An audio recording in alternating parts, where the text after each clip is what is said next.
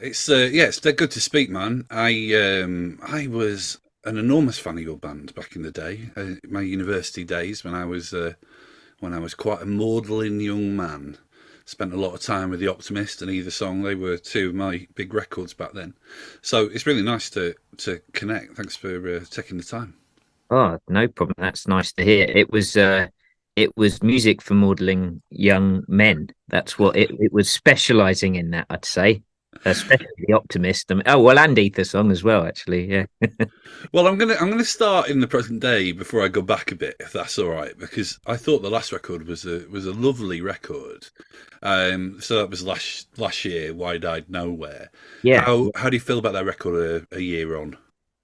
I feel really good about that record. I think we all do as a band. It was a bit of it felt a little bit risky to us in some ways just because we'd made three records with Ali Staten, who's a producer who we got to know really well. And suddenly we decided, you know what, let's not just do that again, even though it's really working and really easy.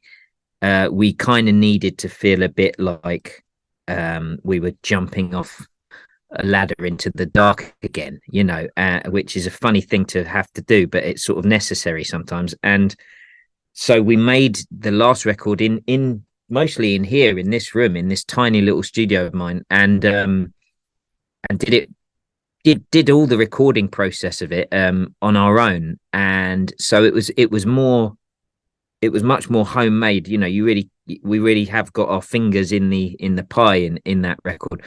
And what I like about that record is it just feels really bloody honest and true. And I feel like we weren't trying to be anything other than what we were at that point, and that's easier said than done sometimes. So yeah, so I feel pretty good, and it still sounds cool to me. Like when I hear bits of it, I'm like, oh, what a cool sounding bit of work that is. And I don't always feel like that after this sort of long after putting something out. So yes, in general, I think the band's really pleased, and more than anything, really pleased that the fans seem to pick up on it. And like it, a lot of them seem to really like that record. So It's interesting to say that about kind of almost. You didn't use the word authenticity, and I think the word authenticity is like a bit of a it's a bit of a poison chalice when it comes to talking about music in lots of ways. But one of the things I think is interesting about your career is that it has always felt like you have made music in a silo, in the sense that not so much people from people who were prominent at the time of your arrival, but there are musicians that zigzag all over the place. And whilst there has been different flavors and different textures to the records that you put out, it has always felt like you've just got on with it, and almost like if the world dovetails with the art that you're making, so be it. But you just consistently put out records with a minimum of fuss. yeah, I can totally see how it seems like that. You're going to I tell me that I'm completely wrong, though. No, not at all. No, I think you're completely right in many ways because that's the sort of the impression you get from it is what it is. But we definitely have learned to kind of do what we're doing despite trends, despite fashion, and we learned that very early on because we did, believe it or not, Turin Brakes for about 5 seconds was quite a fashionable band, for a very short amount of time, and we were quite suspicious of that very quickly because we aren't cool people. Do you know what I mean? We were just driven to do, me and Gail especially, to make this music together since we were very young, and so being caught up in kind of coolness for a minute felt quite dangerous because that's the first time I thought, hang on a minute, what happens when you're not cool? If you start to invest in that idea. So I think that taught us very early on to really kind of be happy to be paving our own way, and the odder we were and the more unique we were and the more sort of out of it we were, in a way, the better. Because I think in long term, you're gonna, if you want to survive, you're probably more likely to. Whereas we had friends like bands like label mates like the Thrills and bands like this who were very, I think, I hope they don't get annoyed with me for saying it, but maybe a little bit more invested in their own coolness as part of the reason to exist, as a band. And once that went away, they stopped, Uh, Yeah, and I think that's probably a important early lesson that we got. That's meant that we now, as you say, kind of it's almost irrelevant what's going on in the world to some extent in terms of Turin Brakes albums. We're going to put them out one way or another, and they're somewhat unaffected. And they seem to have their own language and their own world, and we're quite into that. I guess we're quite happy to let that be the case. yeah. I mean, you are. I mean, you are dragging me. You're dragging me back to the beginning, really. Here, so I'll go with that. But before I do, I just want to say that song "Into the Sun." I tell you, I know it's just. I know we've just shifted to the winter months, but there's something so sun drenched and hazy about that song that I just wanted to tell you how much I enjoy that song before I. Oh, great, thank you. Well, it's a whole other thing live. It gets really cooking live. It gets very hot indeed live. So yeah, it was a fun bit of music to work on, that for sure. Very kind of psychedelic, and reminded us of a lot of our favorite bits of music over the years. It sort of has a classic, slightly nostalgic element to it that it's hard to put your fingers on. But yeah, Yeah, lots I, of I don't smoke weed anymore, and I haven't been to LA for a long time. But I do feel like if I ever go back there and I ever find myself in LA, then I definitely would like to walk around the streets of LA towards dusk, blazing, and listen to that song. So yeah, man. I'll let you know if that ever happens. Um, you were saying a bit about scenes and stuff. I mean, I mean, I've been rabid about music since I was a kid, but I did work for the NME for quite a long time, and that was really interesting. Great days and stuff, but it was really interesting to see almost kind of the mechanics of how the music press used to work. As like I had an idea how it worked as a reader, and then being there was an awakening. Really, it was a bit of an education, and not everything about it I liked. Not everything I thought about it. Not everything about it I thought was advantageous to writing about music or championing music and stuff. And I guess I say all this to say is that when I was at university, there was a period where I was really into, like, I loved the first Badly Drawn Boy record, and like those first two records by you really mattered to me. And I guess I loved stuff like Catherine Williams. I mean, all these people are people I've had on the podcast, in the present day.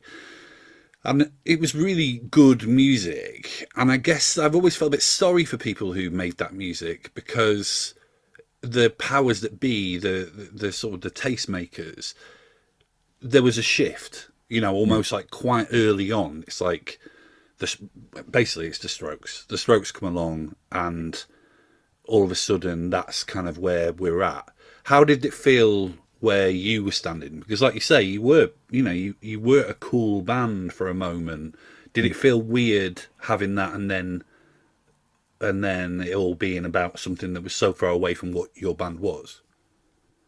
I think on the very surface level, it was kind of, yeah, it was quite turbulent for a little while. It, all of a sudden there's all these leather jackets around, and we're like, but we're wearing our army green shirts. We can't just suddenly put on these leather jackets. It was literally it in to some level it felt a bit like that. Yeah, It was kind of absurd. But I think the good thing about a lot of that scene that you're talking to, the kind of Catherine Williams world, the Badly Drum Boy world, and those kind of bands, they were all quite outsidery anyway, like their whole thing. So I think they were probably fairly quickly okay with being back on the outside, because it was almost weirder for all of them, I think, to be not on the outside and suddenly be on the inside. So I think like they've all been quite good survivors. Like Catherine's still making really good music. Damon's kind of come back from the ashes a bit, and he's doing things again. So like they all must be survivors. I think a lot of those bands, and so it sort of suits them, I think, to be a bit back to be pushed back out. Um, The one I always feel sorry for is, and I shouldn't feel too sorry for them because I'm sure the royalties are still very good, but is Travis, because that second Travis record was so big. Like yeah, sometimes when I go up to the dressing rooms in Kentish Town Forum, there's a Reading Festival poster. I think it's Reading Festival, and like Travis are headlining, and I always just think that second record, soundtracked a lot of the sad moments at university that I referred to before, and in a weird way, it's like it's so sort of out of like the currency of like yeah, culture, but yet I bet you I bet you most households own a copy of that record if you like music. Do you know what I mean? It is weird, and think that refers to what I was talking about before with your discography. Is that it just feels like you keep going and try to trust in the songs to find an audience. yeah. I think that's the thing is I've on a personal level, I've always found any audience thrilling. Like no matter how big or small it seems to be. Obviously, you do need an audience. There has to be one, but like I've always found it thrilling to play to 400 people or 4,000 people. I sort of feel about the same, when I'm doing it. So that maybe that's important, that it's like as long as I feel like someone's getting it or someone's intrigued by it, that's kind of always been the key to for me to kind of go, oh well, I'll do some more then. I think funnily enough, Travis, we toured with them a lot. At that time, on during their second, was it their no, their third album, in The Invisible Band. So just at that point where they were huge, but not going to get any huger. And I think it was interesting seeing those guys. I think it was probably deeply confusing and odd for them. Yeah, yeah, Really, like, and actually, I have to say, like, I do sometimes I'll hear a Fran bit of songwriting from Fran. I think, bloody hell, Fran Healy sure knew how to or knows how to write a great song. He really some of those songs that he's written are so good, yeah, and it's a shame that they got kind of tarnished as so heavily with being so deeply out of fashion because actually some of it's really beautiful songwriting and really hot, genuine. And you think, well, if that's what's going to be at the top of the charts, surely that's a good thing. Like it's very honest kind of stuff that they're doing, and it's lovely. It's really like human, this new. yeah. Um, I always get really torn with it, to be honest. I mean, there's people who listen to this podcast regularly that at this point might be like, James is really outing himself uh, as a bit wet, really, because I do. Indie bedwetter.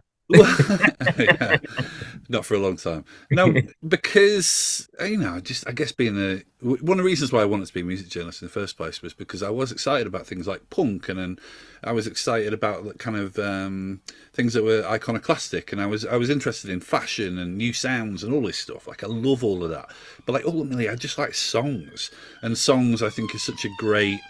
Here comes the taste police. I don't know whether you can hear that. But I was always songs are just such an incredible way of conveying emotion, and as you know, and yeah, I mean, I guess that's my kind of justification. Really, is ultimately I like the fresh and the new and things that things that make statements. But ultimately, songs are the things that are durable and change people's lives, and theoretically last forever. So Yeah, and everything's changing all the time. Like everything is new all the time, isn't it? And I think you can get too caught up in kind of the surface of things, and ultimately that kind of bit of humanity coming through music, it's every time it happens, it's a new moment. And I know that sounds a bit hippie-ish or No, I whatever. liked it. I was really open. I was like, I really hope Ollie doesn't quantify this with a bit of embarrassment Sorry, that he sounded I a know bit. it's too many years of interviews. I have to always pull back, otherwise, you know. No, it was good. It was good. It was good. But yeah, it's everything. So you know, you might be in your 40s making music instead of in your 20s. It really, you've still got something to say. You're still a human on the earth that is uniquely existing in this time and this moment. And what you're saying is part of what it is to be human, and it's bloody important. And the stuff about age and coolness and whatever else, it's just, it kind of, when you're looking at it on that level, it's completely irrelevant, you know. In fact, Yeah, it yeah, just gets in the way.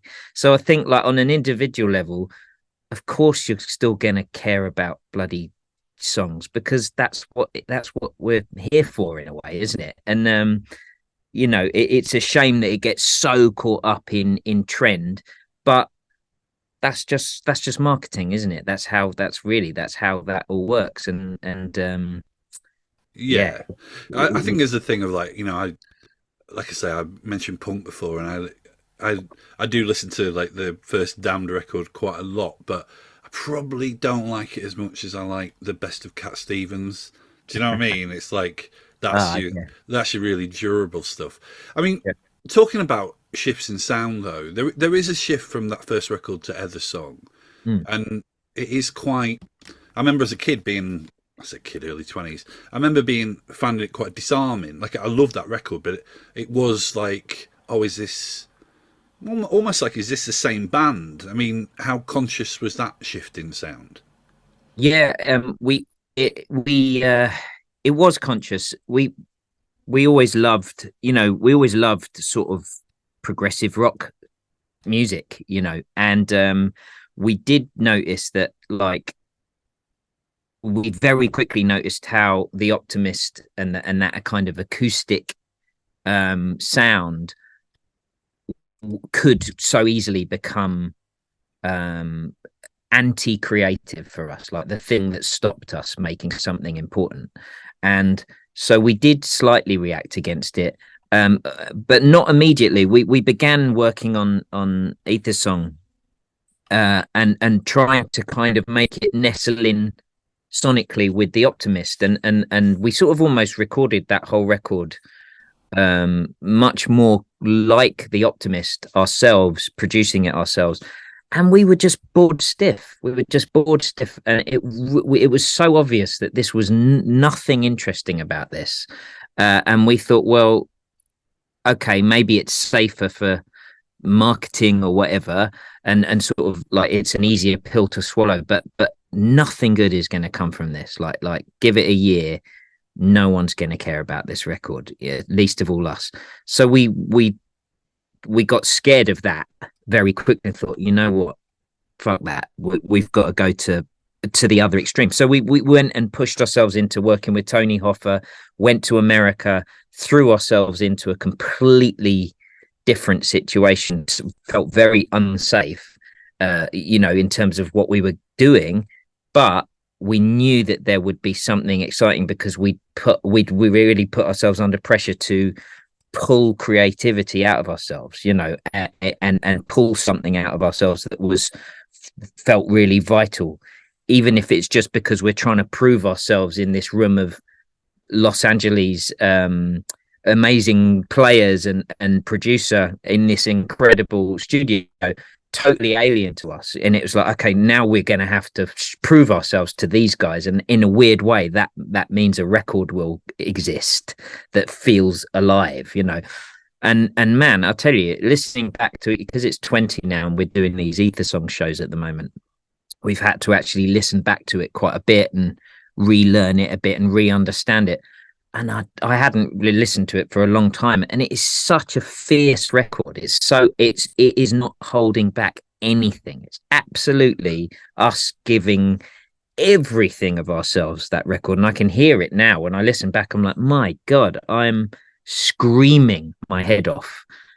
sometimes absolutely screaming my head off and just giving it. I can tell I'm giving it my absolute all, and Gail is as well. And so what I like about that record is it's still super strong. It's not a smooth, careful record at all when you listen back. And Amazing. yeah, I'm kind of glad we took that big leap, because it expanded our world, and I feel like we've been allowed to do more interesting things for the last 20 years because of doing that.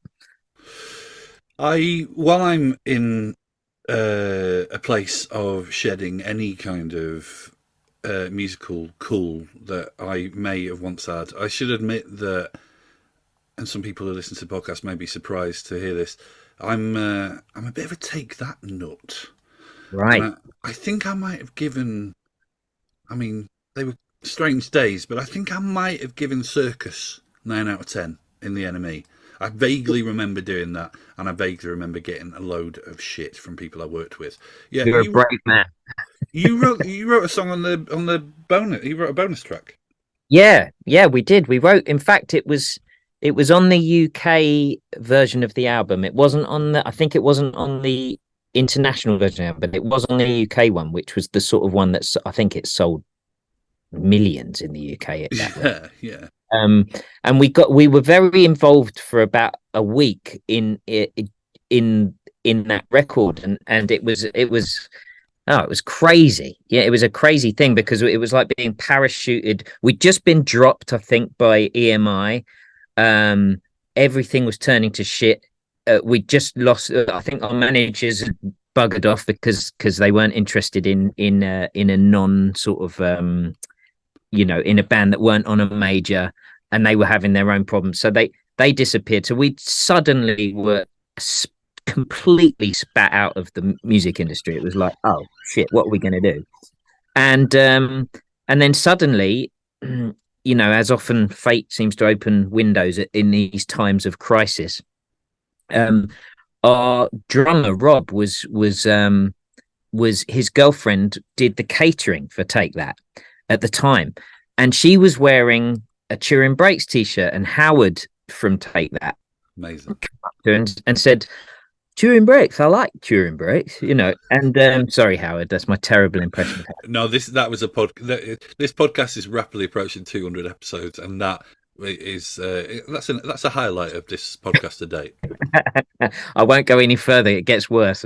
But he said he liked Turin Brakes, and she said, oh, it's my boyfriend, and he said, oh, do you think they'd ever be up for writing? And she said, oh, I'll give him a call. So she rang me and said, would you like ever be up for writing with Howard? And I was like, shit, yeah, of course. We had nothing to lose at this point. It was like, of course we would. Yeah, fuck it, why not? Let's try and see if we can write some Yeah, pop with Howard.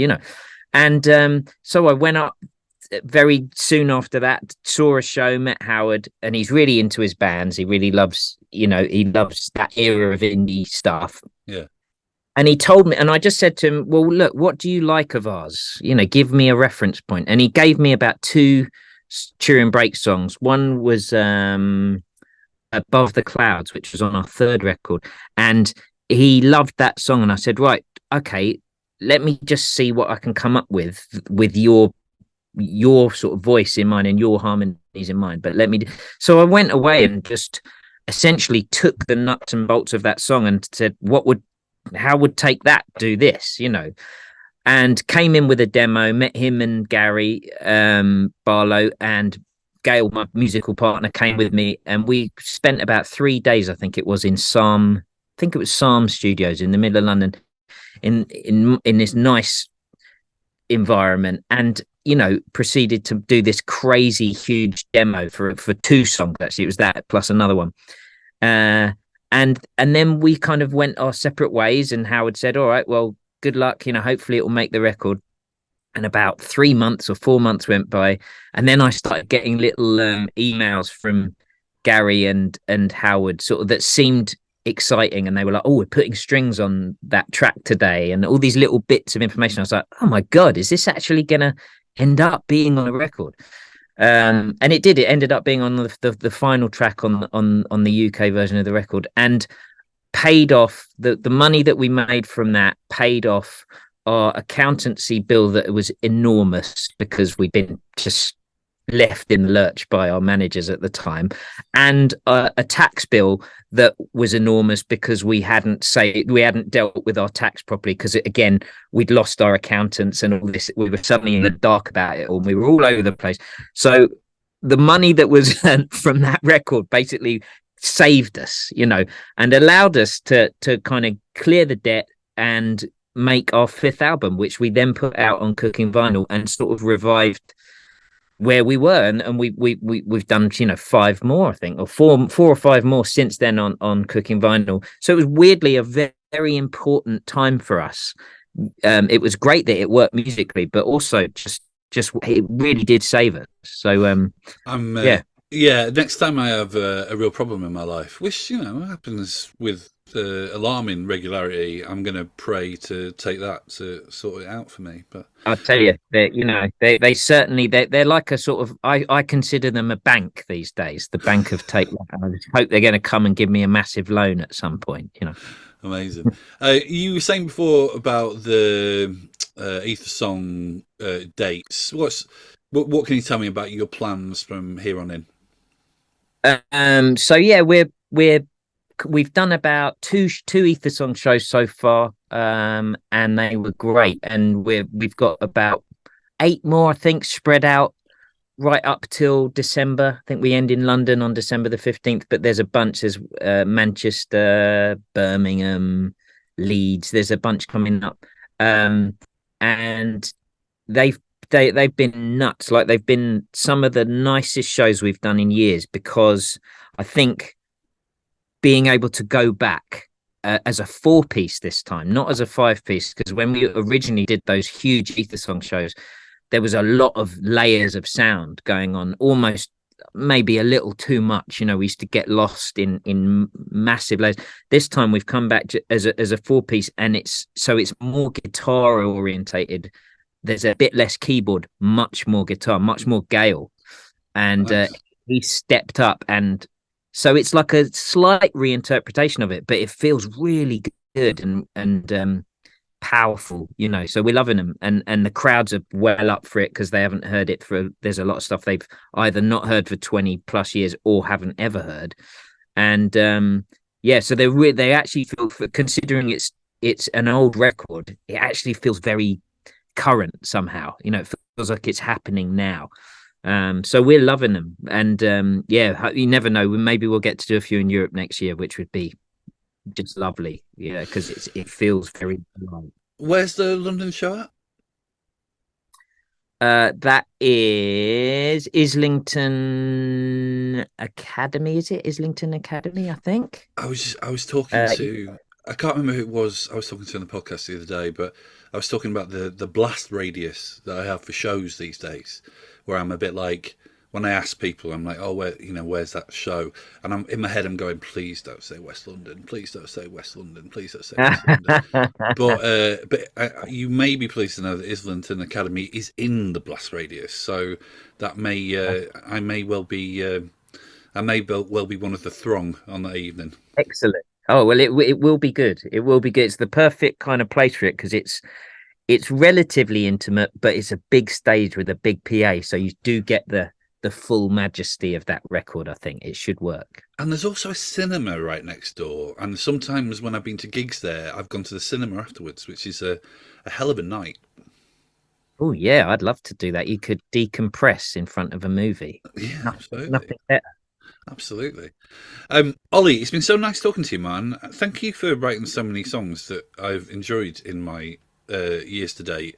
It's been a real treat, and I hope, well, I hope and I'm sure there will be many more to come.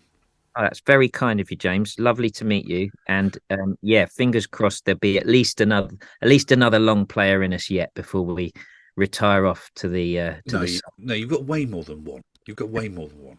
I don't like to, I've got to be careful. I can't commit that much because I have trouble seeing more than about 5 minutes into the future. So for 2, 3 years I can just about handle. More than that, it's just scary. I think that's a little bit of the way of the world right now. Is I think, You're I think, telling me. You're I think, telling me. I think there's a lot of things happening in the world right now where I'm thinking, this I is know, I know. It is in such a state right now. We need respite in music more than ever. So let's make some more good music. amazing. That's a good place to end it. Nice to speak to you, man, and I might see you in December. All right, James. Thanks so much.